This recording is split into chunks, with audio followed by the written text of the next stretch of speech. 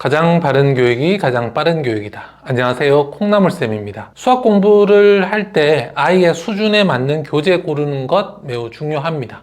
왜냐하면 너무 쉬운 문제 풀면 이건 다 아는 거잖아, 이렇게 좀 금방 지루해지죠. 반면에 너무 어려운 문제집도 풀면 도대체 이거 어떻게 푸는 거냐 하면서 답지만 보게 되고 결국에는 제대로 이해하지 못한 채 넘어가게 됩니다. 그래서 수준에 맞지 않은 문제집 풀다 보면 공부는 했지만 실력은 제자리 걸음인 열심히 했는데 성적이 오르지 않는다 라는 이런 좌절감만 남게 됩니다. 그렇기 때문에 자신의 수준에 딱 맞는 문제집을 푸는 것 중요한데요.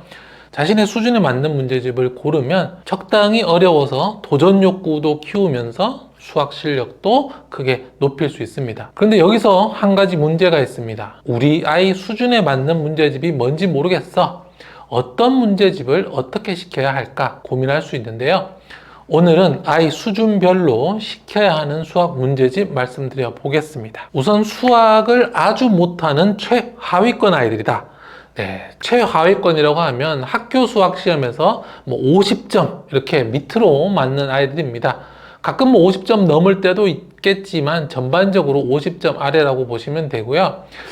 이런 최하위권 아이들은 기본적으로 연산의 기초가 매우 부족합니다. 그리고 개념 이해에 어려움을 겪고 있어요. 그래서 연산 그리고 개념을 우선 잡아주는 것이 중요한데요. 그래서 연산 문제집, 개념 문제집 각 한 권씩 총 2권을 학습할 걸 권합니다. 우선 개념은 해당 학년의 문제집을 풉니다. 4학년 1학기면 4학년 1학기 이렇게 문제집 푸는 거죠. 이렇게 개념 문제집 풀면서 틀린 부분은 별표 다 해놓고 다시 한번 풀어야 되는데요. 이 별표 친 것들을 중심으로 놓치는 것이 없도록 꼼꼼히 학습할 필요가 있습니다. 다른 수준의 아이들도 그렇지만 특히 최하위권 아이들은 절대로 빨리 간다라고 생각을 하면 안 됩니다. 오늘 배우는 거 이거 하나만 이해하고 간다라고 생각을 하면서 제대로 단단하게 다지는 것이 필요해요. 반면에 연산 문제집 같은 경우에는 해당 학년이 아닌 아래 학년에서 시작하는 걸 추천합니다. 왜냐하면 이 최하위권 아이들은 덧셈, 뺄셈조차 굉장히 느리고 부정확하거든요.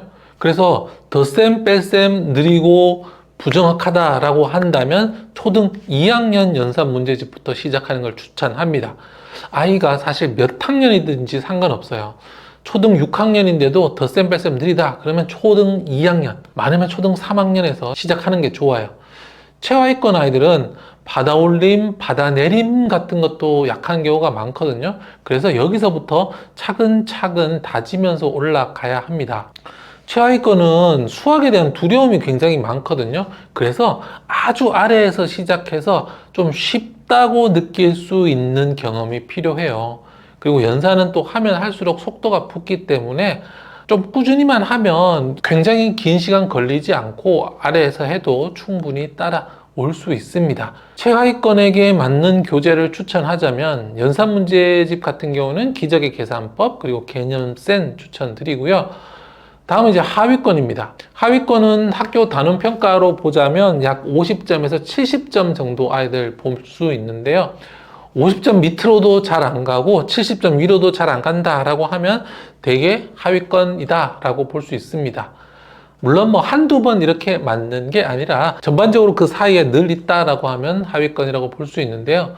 하위권은 사실 최하위권과 크게 다르지는 않습니다.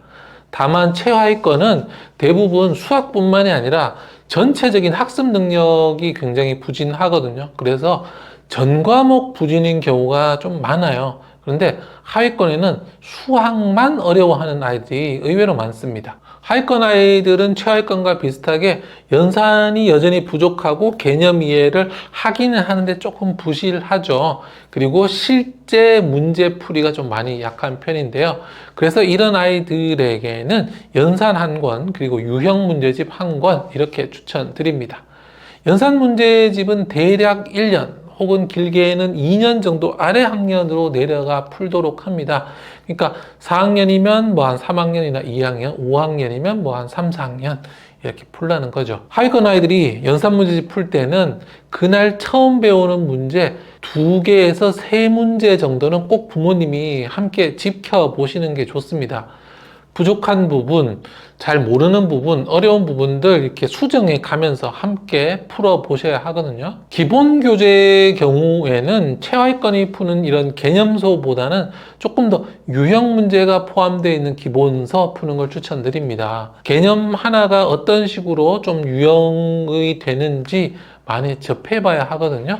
그래서 추천 교재는 연산은 소마쌤, 그리고 기본 유형은 우공비 수학 추천드립니다. 다음은 이제 중위권입니다. 학교에 이제 가장 많은 아이들이죠. 학교 수학 시험에서 뭐 80점에 조금 간당간당 하는 아이들, 뭐 때로는 80점을 넘을 때도 있지만 또 못 넘을 때도 있고, 또 80점에서 왔다리 갔다리 하는 아이들 중위권인데요. 점수대로 보자면 대개 80점 이상으로 90점으로 나올 때도 있지만 또 이렇게 가까이 나오지는 않고 또 밑으로도 내려가고 하는 아이들 중위권입니다. 중위권 아이들은 또 어떤 특징이 있냐면 기본적인 문제는 풀이가 가능해요.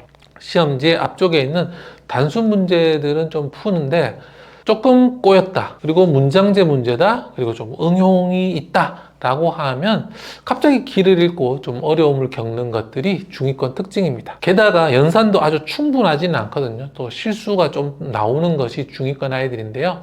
그래서 이 중위권 아이들은 연산, 그리고 응용, 그리고 문장제까지 이렇게 3권으로 추천드립니다. 연산 문제집의 경우는 최하위권이나 하위권처럼 막 밑으로 많이 내려갈 필요는 없고, 좀 부족하다 싶으면 6개월, 1년 정도는 가도 되고요. 아니면 자기 학년 문제집을 중심으로 풀면 됩니다. 그래서 학교 수업 진도에 맞춰서 그날 배운 내용 연산 문제집으로 2페이지 정도 풀고, 그 다음에 부족한 게 발견되면 그 부분들 해결해 나가야 하죠. 만약에 연산 실수는 별로 없다, 상위권에 좀 가까운 중위권이다 라고 하면 연산 문제집 생략할 수도 있습니다. 문장제 문제집의 경우는 아이의 학년에 따라서 좀 변형을 줄 수 있는데요. 만약에 아이가 저학년이다 라고 하면 문장제 대신에 사고력 시켜도 좋고요. 추천 교재로는 연산은 하루 한 장 속셈, 그리고 응용 교재로는 개념 플러스 유형, 응용 파워, 그리고 문장제 문제로는 문제 해결의 길잡이 추천드리겠습니다. 자, 다음은 상위권입니다. 상위권은 학교 수학 시험은 거의 대부분 80점 이상인 아이들이죠. 80점에서 100점 사이 있는 아이들인데, 이 아이들에게는 응용 교재 그리고 준심화 문제집을 추천합니다. 상위권에 있다면 학교 수학은 기본적으로 크게 어려움을 느끼지는 않습니다. 틀리는 거 조금씩은 있지만, 그러다 보니까 기본 문제집은 학교 진도를 좀 따라하는 가되 조금 더 어려운 문제들이 포함되어 있는 응용 문제집 추천드리고요. 그리고 또 최상위권으로 올라가기 위해서 준심화, 이걸로 고난도 문제 좀 풀어볼 필요가 있습니다. 이를 통해서 응용력과 창의적 문제 해결 능력인 수학적 사고력을 모두 기를 수 있죠. 준심화라고 했지만 심화와 아주 큰 차이가 있는 건 아니기 때문에 심화를 시켜도 좋고요. 이런 심화, 준심화 안 해봤다, 그리고 처음이다, 좀 어려움을 겪는다 라고 한다면 준심화 하고요. 근데 만약에 준심화를 시켰는데 애가 좀 어려워한다 라고 하면 앞에서 말씀드렸던 문장제 문제집부터 한 학기에서 한 1년 정도 풀리면서 그 다음에 심화로 넘어가는 거 추천드립니다. 추천 교재로는 디딤돌 기본 플러스 응용, 그리고 디딤돌 최상위 S 추천드릴게요. 자, 마지막은 최상위권인데요. 최상위권 아이들은 단원 평가 기준으로 거의 대부분 100점에 가깝습니다.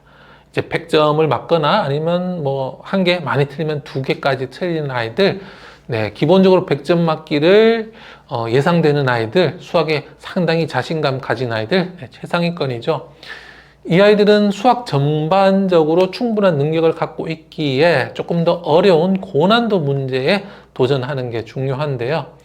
해당 학년 교재인 응용 교재, 그리고 심화 교재를 중심으로 구성을 하되, 만약에 현재 학년 내용이 너무 쉽다 그러면 이제 응용 교재도 건너뛸 수 있고 준심화와 심화 이렇게 두 권으로 구성할 수도 있습니다. 혹은 이제 고학년이다 중등 대비한다라고 한다면 뭐 한 학기 정도 선행을 해봐도 좋고요. 수학을 아주 잘한다 좋아한다라고 하면 경시대회까지 생각해 볼 수 있겠죠. 자, 다만 최상위권이라고 하더라도 학원에 가서 그냥 진도 빼기로 선행을 하는 것은 추천드리지 않고요. 기초를 탄탄하게 다진다고 생각하면서 개념서로 선행을 하는 것을 추천드립니다. 최상위권 아이들에게는 디딤돌 응용 그리고 디딤돌 최상위 추천드리겠습니다. 오늘은 아이의 단원평가 점수별로 수학 수준 그리고 여기에 맞는 교재를 소개해 드렸거든요. 아이 단원평가 점수를 좀 보시면서 맞는 교재를 골라 보시기 바랍니다. 수학 실력을 올리려면 결국에는 나에게 맞는 문제집을 골라서 올바른 방법으로 꾸준히 풀어야 합니다. 이 지점만 잊지 않는다면 우리 부모님이 아이를 잘 케어해 주시면 분명히 수학 점수 오를 수 있습니다. 오늘 내용이 도움 되셨다면 좋아요, 구독하기, 알람 설정까지 부탁드리겠습니다. 저는 계속해서 좋은 교육 정보로 돌아오겠습니다. 감사합니다. 콩나물쌤이었습니다.